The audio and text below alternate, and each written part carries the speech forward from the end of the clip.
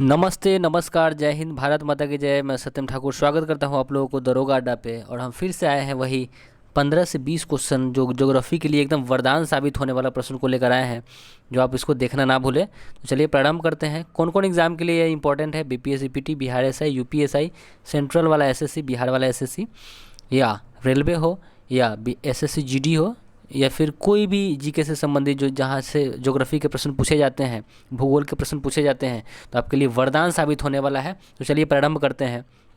पहला प्रश्न, किस महासागर में द्वीपों की संख्या सर्वाधिक है? सबसे ज़्यादा द्वीप कौन सा महासागर में है? तो प्रशांत महासागर में। अगला प्रश्न है, प्रसिद्ध महत्वपूर्ण मत्स्य ग्रहण क्षेत्र ग्रैंड बैंक कहाँ स्थित है? तो उत्तरी अटलांटिक महासागर में। प्रश्न है, प्रसिद्ध महत्वपूर्ण मत्स्य ग्रहण क्षेत्र ग्रैंड बैंक कहाँ स्थित है? तो वह है उत्तरी अटलांटिक महासागर में।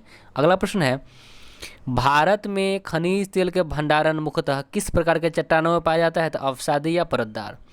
भारत में खनिज तेल के भंडार मुख्यतः किस प्रकार के चट्टानों में पाया जाता है? तो वह अवसादी या परतदार। अगला प्रश्न है, कौन सा पर्वत महाद्वीपीय जल विभाजक के रूप में जाना जाता है? तो रॉकी। कौन सा पर्वत है जो महाद्वीपीय जल विभाजक के रूप में जाना जाता है? तो वह रॉकी है। अगला प्रश्न है, ब्रह्मपुत्र नदी तिब्बत में किस नाम से जानी जाती है? तो तिब्बत में ब्रह्मपुत्र नदी को हम सांगपो कहा जाता है। तिब्बत में ब्रह्मपुत्र नदी को सांगपो कहा जाता है। अगला प्रश्न है, पूर्णिमा तथा अमावस्या को उच्च ज्वर का अनुभव किया जाता है, निम्न ज्वार की उत्पत्ति कब होती है? देखिए, पूर्णिमा तथा अमावस्या को उच्च ज्वार का अनुभव लोग करते हैं, लेकिन निम्न ज्वार की बात करें तो वो कृष्णा तथा शुक्ल पक्ष की अष्टमी को। तो आपसे कह दें कि पूर्णिमा और अमावस्या को उच्च ज्वार का आदमी अनुभव करता है, लेकिन निम्न ज्वार जो आदमी अनुभव करता है वो है कृष्ण तथा शुक्ल पक्ष की अष्टमी को। कृष्ण तथा शुक्ल पक्ष की अष्टमी को। अगला प्रश्न है, उत्तर कोरिया तथा दक्षिण कोरिया के बीच की सीमा रेखा को क्या कहते हैं? 38वीं समानांतर रेखा। उत्तर कोरिया तथा दक्षिण कोरिया के इस बीच की सीमा रेखा को कहते हैं 38वीं समांतर रेखा। अगला प्रश्न है, कश्मीर की वुलर झील किस प्रकार की झील है? तो यह है विवर्तनिक झील। कश्मीर का जो वुलर झील है वह विवर्तनिक झील है। कश्मीर का वुलर झील विवर्तनिक झील है। अगला प्रश्न है, मरुस्थल में रातें मैदान की अपेक्षा अधिक ठंडा होती है, क्यों होती है? तो वह होता है रेत पृथ्वी की अपेक्षा अधिक द्रुत गति से ऊष्मा विकसित करता है। फिर से देखेंगे, मरुस्थल में रातें मैदान की अपेक्षा अधिक ठंडा होती है। उसका कारण होता है कि रेत पृथ्वी की अपेक्षा अधिक द्रुत गति से ऊष्मा विकसित करती है। रेत जो है पृथ्वी की अपेक्षा अधिक द्रुत गति से ऊष्मा विकसित करती है।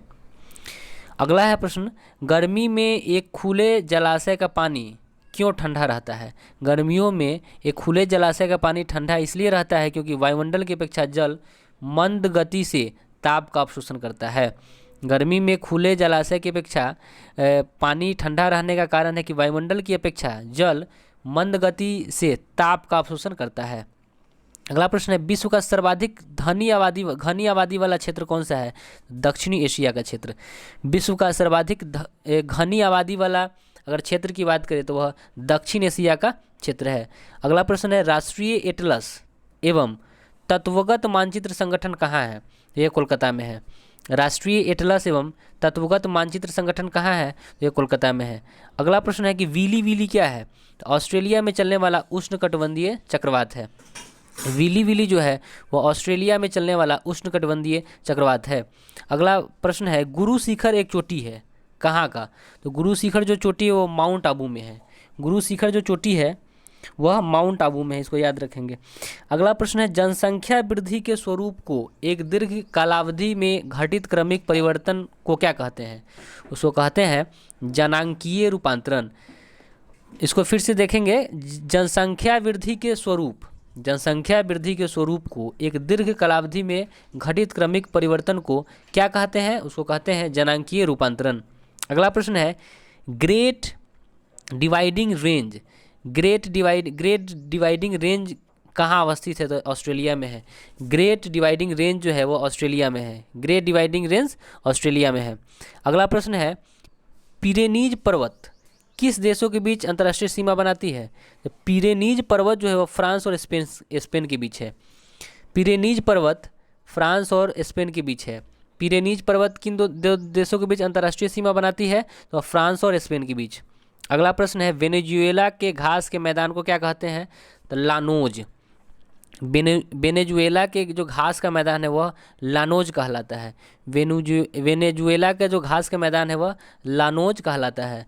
कार्डमम हिल कहाँ है? केरल में। कार्डमम हिल केरल में है। कार्डमम हिल केरल में है। और लास्ट क्वेश्चन है, बूढ़ी गंडक नदी का कौन सा स्रोत है? सोमेश्वर की पहाड़ियाँ। बूढ़ी गंडक नदी का स्रोत की बात करें तो वह सोमेश्वर की पहाड़ियाँ है। तो हम उम्मीद करते हैं कि ये सेशन आपको काफ़ी अच्छा लगा होगा।